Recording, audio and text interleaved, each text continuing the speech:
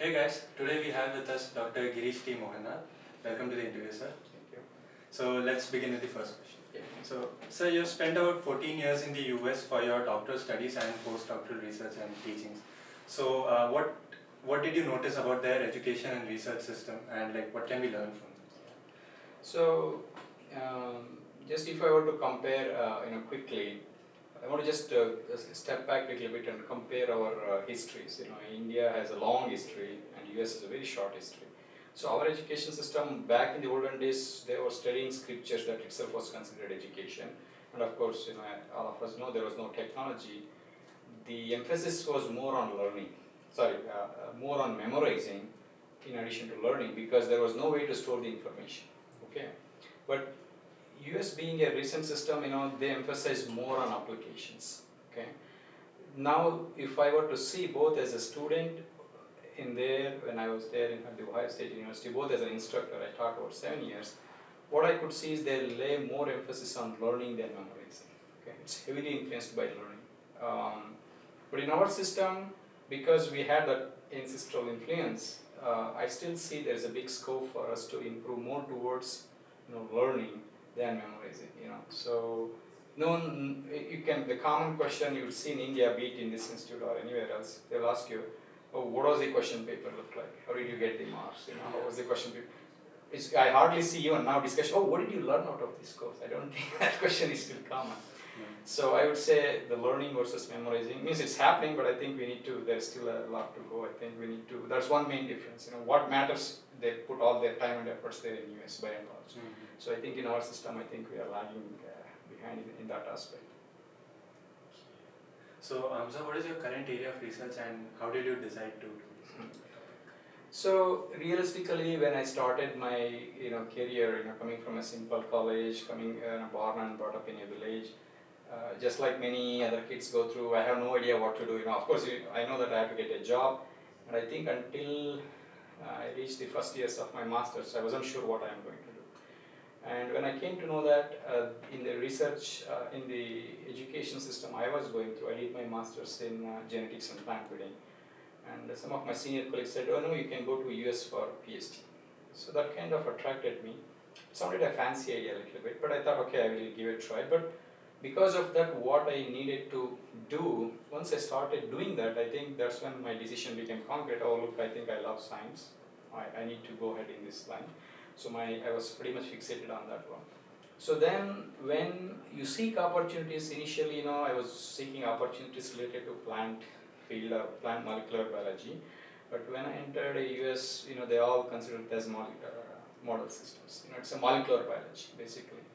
So I was searching, areas of molecular biology labs in those areas.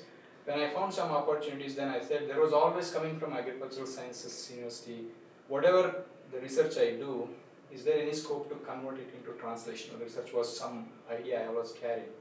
So in the area I picked in my PhD as well as postdoctoral research was giving me that hope. Okay? And particularly I chose my postdoctoral research in the field of epigenetics because that was very exciting to me. And even I let go of a job at IIT Roorkee in order to go for that research. So definitely that field at that time really excited me a lot. I went and pursued it. But also I knew that there is a possibility to do something to the translational research. And that's the why I choose to continue to work there, and now also I'm continuing the same research. So and I'm continuing on that. It is making sense even now. So, sir, what are your comments on interdisciplinary research in biology? Okay. So, because of the advances in technology, I'm not an expert in interdisciplinary research necessarily, but what as an observer, simple observer, what I can see is because of the advances in technology, now you can see many so-called different disciplines are coming together. So what you call it as interdisciplinary research. I would say if there is any change, means it will only get better and better. Because just to give you an example, the coding from the computer science now is used in pretty much all the fields. be it in biology, be it in other fields of engineering.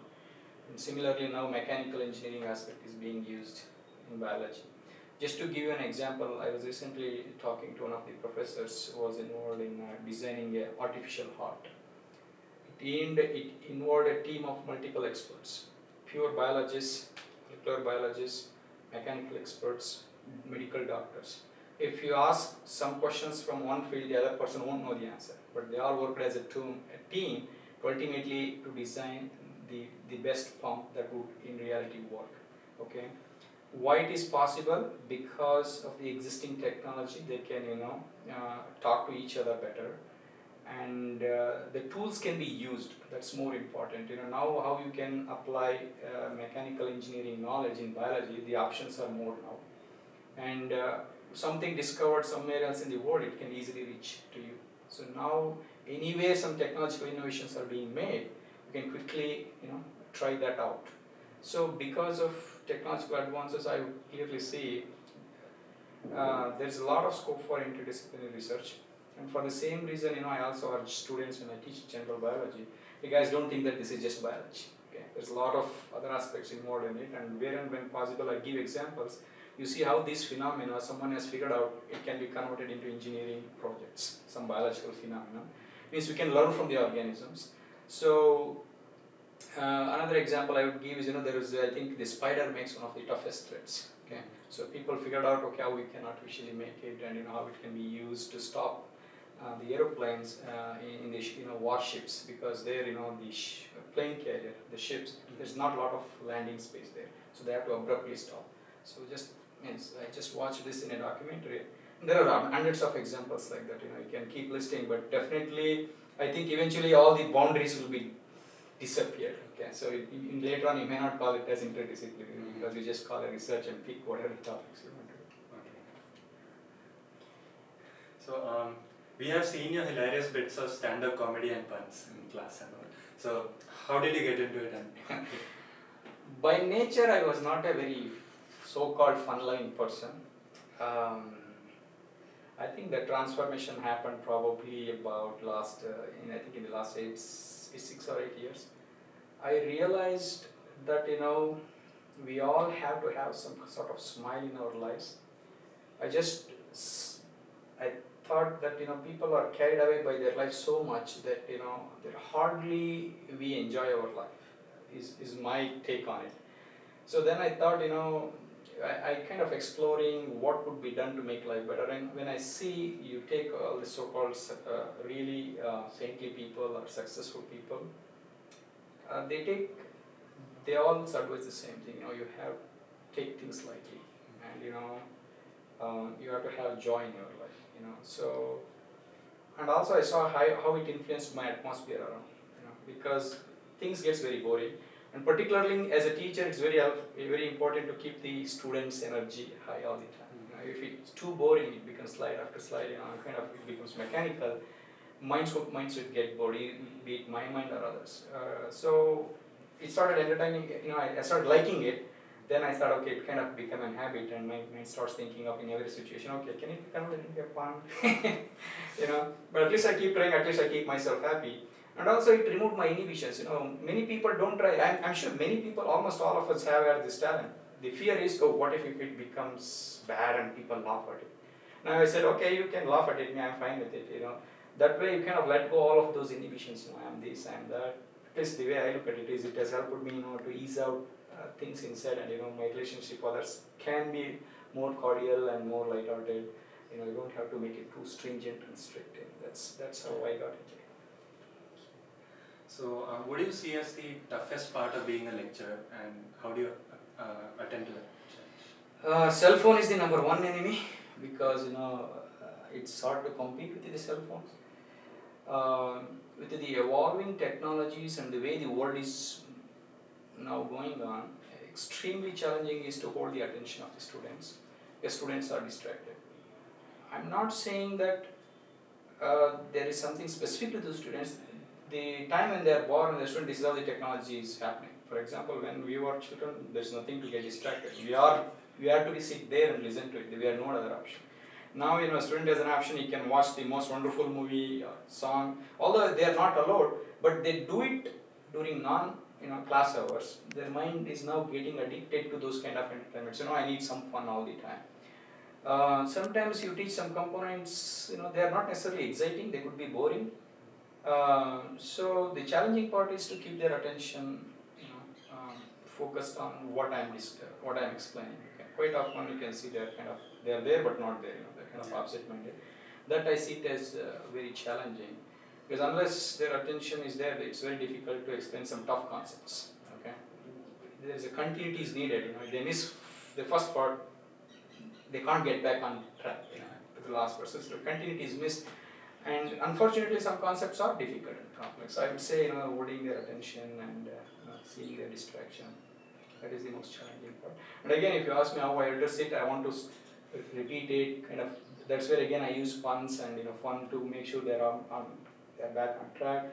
It's more of like I keep watching their body language as much as possible. If there is feel that, then I do something and then emphasize and bring their attention. Hey guys, you listen to this. No, this is very important. So I kind of make it more obvious to bring them from their thought world. Okay, you listen to this is very important. And then give them in bits and pieces. And then by repeating it, if they have missed once, they have a chance to get it. Means I may not be able to repeat all, but the key concepts, at least, the so-called take-home messages, at least I will make sure they get that from my lectures. That's what at least I'm trying. 3 books you would recommend others to read related to any field? It depends on what is their interest, because is it for personal reasons or science reasons like that, right? I may not necessarily come up with 3 best, what I would say, again, it depends. But just if I can think of a couple of things, so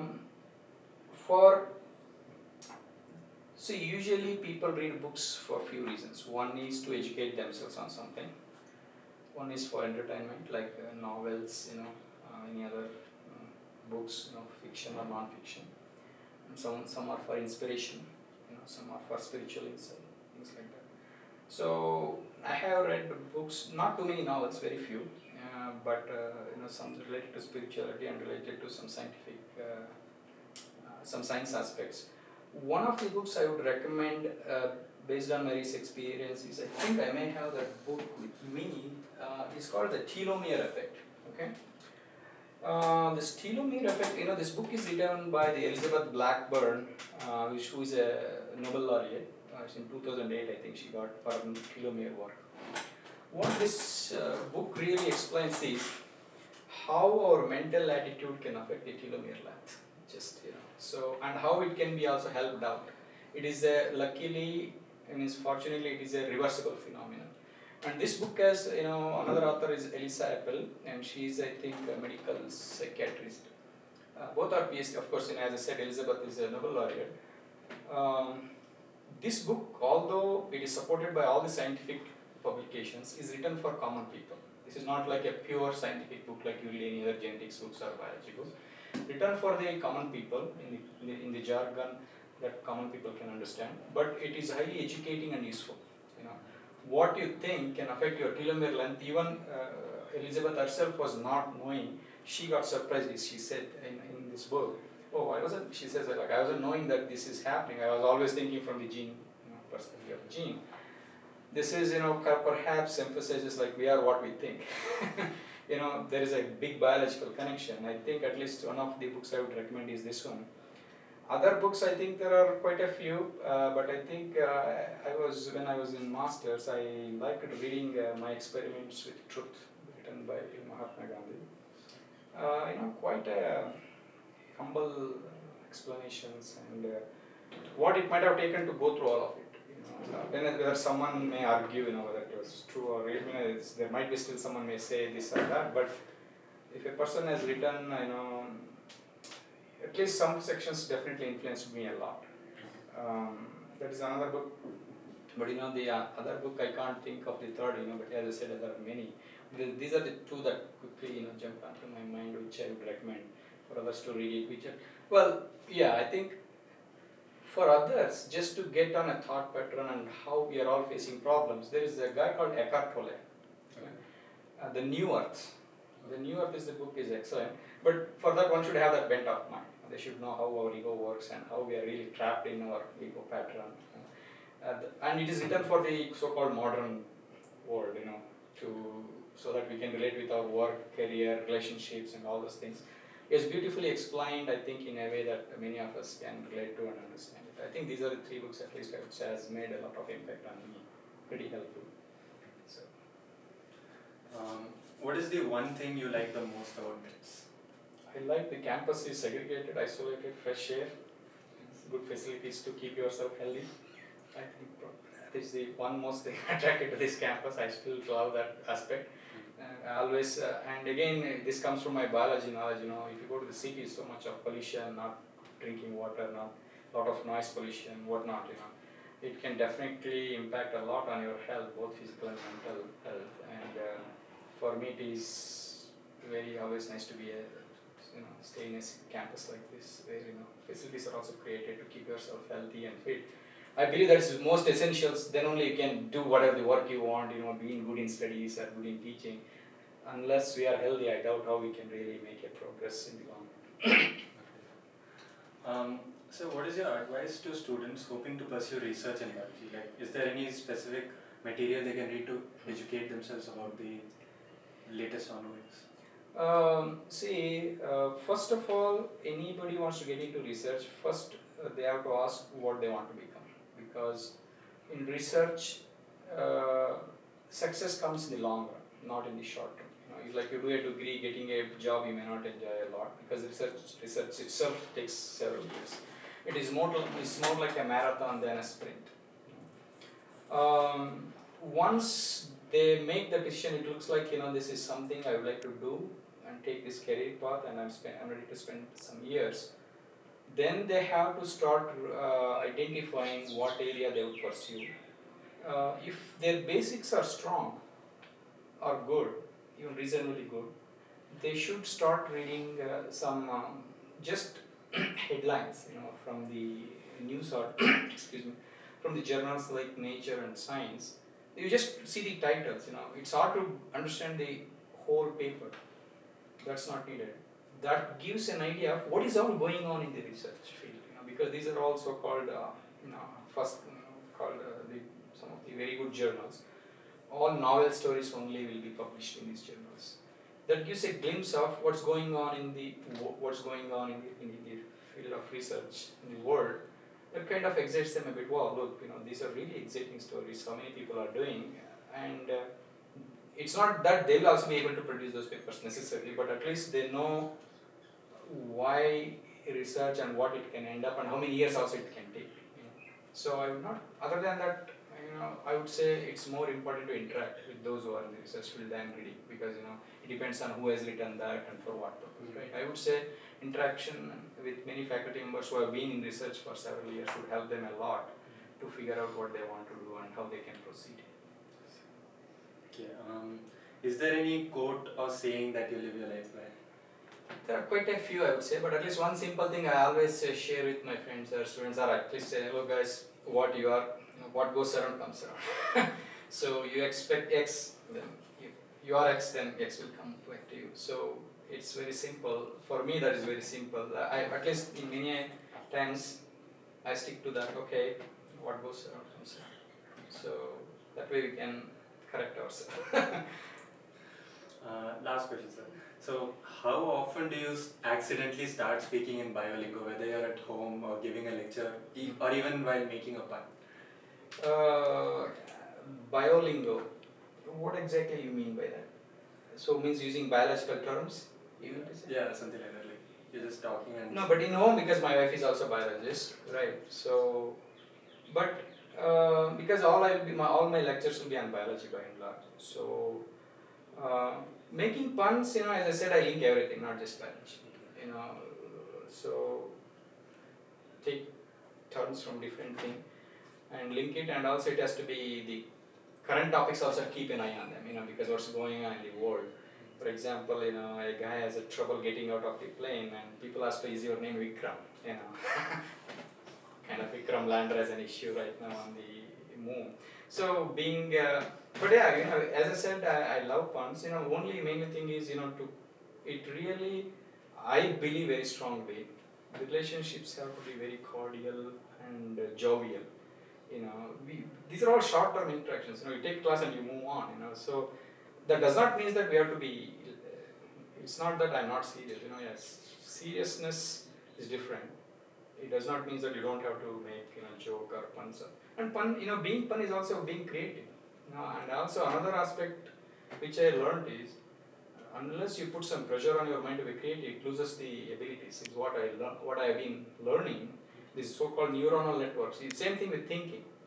If you don't do those things, you stop that.